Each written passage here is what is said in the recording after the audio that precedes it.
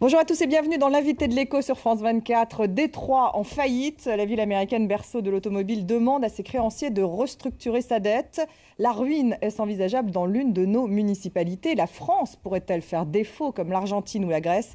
C'est le scénario à l'origine du roman La nuit de la faillite aux éditions Grasset. Son auteur, philosophe, normalien et agrégé, fut aussi la plume de Christine Lagarde à Bercy et conseiller à la BERD, la Banque européenne de reconstruction et de développement.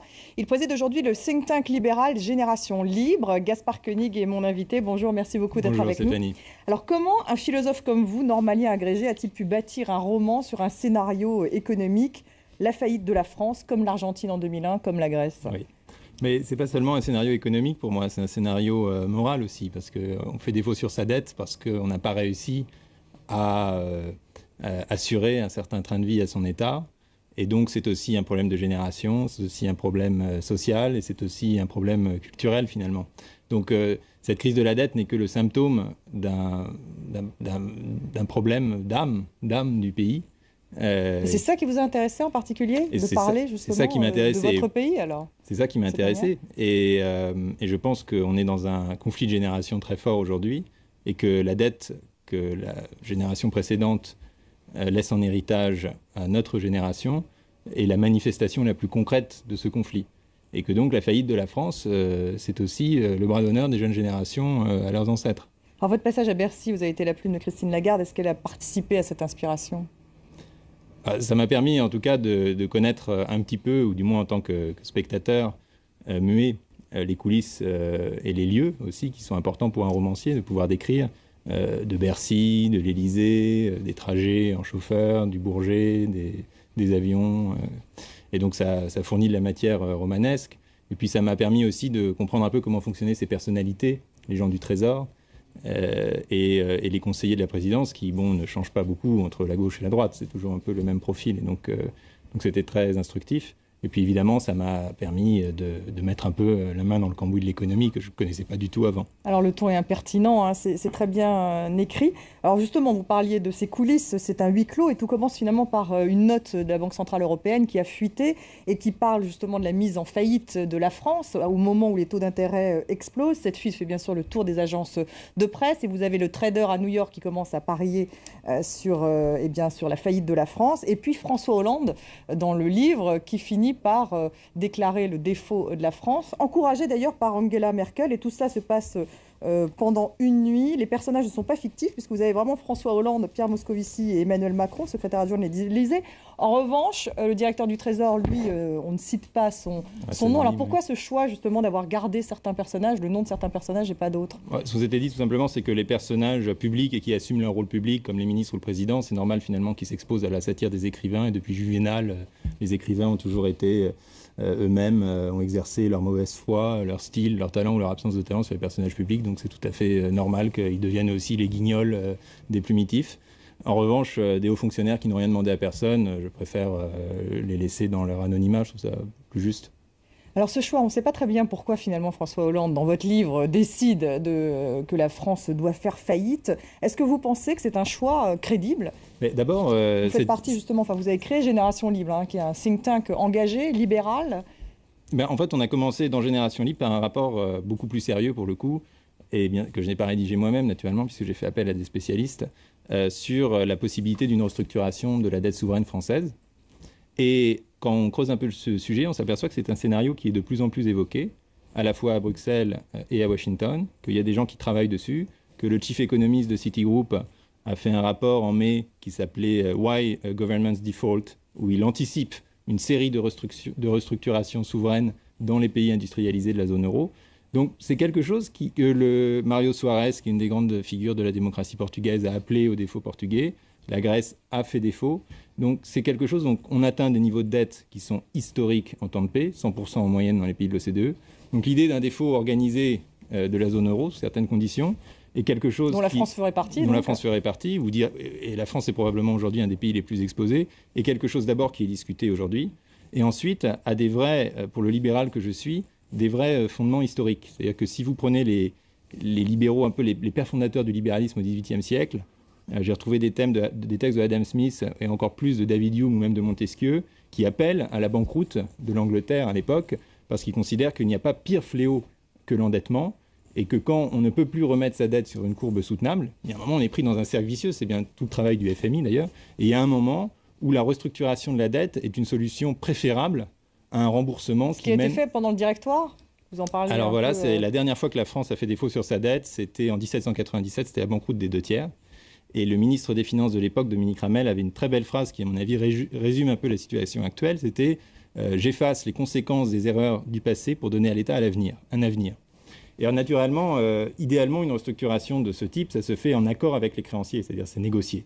Donc, dans le rapport qu'on avait fait... Négocier, organisé. Négocier, organisé, ça se fait à froid parce que vous parliez de l'Argentine, mais il y a des faillites réussies. La faillite du l'Uruguay, par exemple, de 2004, c'est une restructuration légère, faite en accord avec les créanciers. Le lendemain de la restructuration, les taux d'intérêt sur les obligations souveraines uruguayennes ont baissé.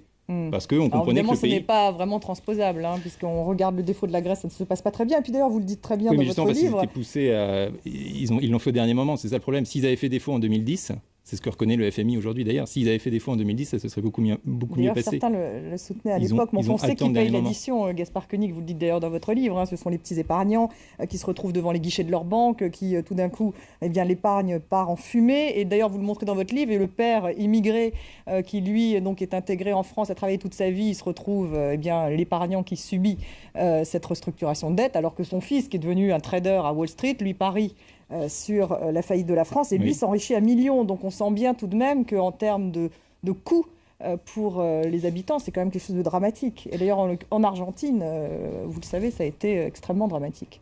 Oui, alors bon, évidemment, comme il y a énormément d'ambiguïté, effectivement ces deux personnages que je mets en scène illustrent cette ambiguïté profonde de la restructuration. Il y en a qui perdent, il y en a qui gagnent. Mais je pense qu'en termes d'arbitrage politique global, ce qu'on peut dire, c'est qu'aujourd'hui en France, ceux qui détiennent le plus de dettes souveraines, ce sont les assurances-vie. Donc les premiers à payer, ce seront les plus de 55 ans qui détiennent en grande majorité les assurances-vie. Et je m'aventure un peu, mais en termes d'arbitrage politique global, on peut tout à fait défendre le fait que ceux qui ont levé la dette depuis 35 ans l'ont levée sans, comme vous le savez, pouvoir tenir un budget en équilibre depuis 1974, l'ont fait pour se payer leurs dépenses de fonctionnement, 95%, et pas les dépenses d'investissement. Et aujourd'hui, ils demandent à leurs enfants de payer pour des choses qu'ils ont déjà consommées, qui sont déjà parties, qui sont déjà enfumées, payées pour leurs transferts sociaux. Profiter leurs enfants aussi, peut-être, avec le système éducatif. Oui, et donc, il y a une certaine justice, finalement, de dire, maintenant, c'est vous qui allez payer. C'est vous qui allez payer. Alors, vous parlez beaucoup de ce conflit de génération. D'ailleurs, il y a une tribune que vous titrée « Lettre au père prodigue », où vous dites cela: « Nous sommes les enfants de l'amour libre et du plein emploi, les rejetons d'une génération bénie, bercée de la ritournelle d'une France victorieuse et prospère, entretenue dans le mythe de la gratuité et des services publics à foison, qui a grandi dans les plaisirs de l'individualisme et du rock'n'roll. » Donc c'est cette génération qui, à votre avis, Gaspard Koenig, est responsable de la crise actuelle. Bah oui, qui a pris les députés ont 60 ans de moyenne d'âge en France. La génération 68 a imposé à la fois son idéologie à l'université, je sais bien parce qu'ayant étudié la philosophie, le bouleversement de mai 68 dans l'université fait que quand vous étudiez la philo en France, vous êtes obligé d'être de gauche et Marceau quelque chose, ou néo-Marceau, Heidegger quelque chose. On n'enseigne quasiment plus la philosophie libérale. Donc ils nous ont imposé leur idéologie et ils ont laissé filer les dépenses publiques pour se payer leurs assurances chômage à 6 000 euros, leur retraite à 60 ans, enfin leur service public, la gratuité de tout. Et la responsabilité des traders, des banquiers, de la dérégulation des années 90 dans la crise? Au contraire, honnêtement, la dérégulation des marchés, c'est ce qui a permis à la France de s'endetter à des taux plus bas. Avant, la France s'endettait à 5-6%, puisqu'elle avait affaire à un marché essentiellement intérieur. Il y a eu tous les abus liés à cette déréglementation généralisée. Non, lesquels, nous, ça permet à la France, cette déréglementation, de profiter de l'épargne mondiale et de s'endetter à 2%. Si les marchés financiers n'avaient pas été libéralisés, on ne pourrait pas s'endetter à 2%. Donc je dirais, la responsabilité, et c'est ça ce qui est intéressant, c'est qu'un marxiste vous dira, parce que étonnamment, le Front de gauche, il appelle aussi à la banqueroute. Mais l'extrême gauche vous dira, c'est la responsabilité du créancier. Et donc, ce sont les banques qui doivent payer. Et donc, on fait un défaut unilatéral.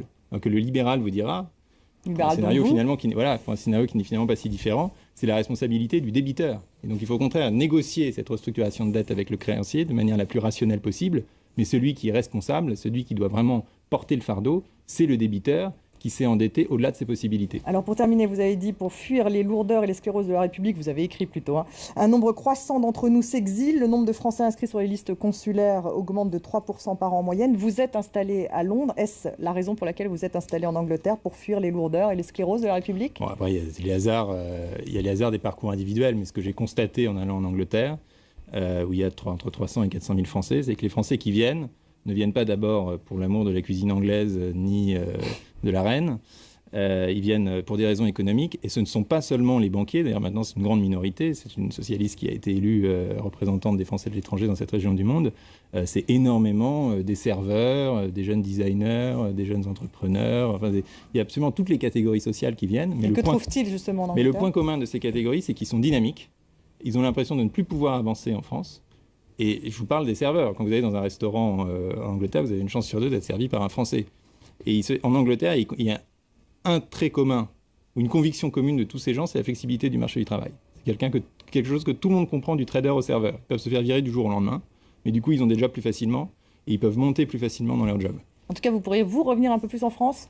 Je reviendrai davantage en France, parce que j'espère que cette génération qui a immigré et qui a été au contact du monde, maintenant va revenir et essayer de changer son pays.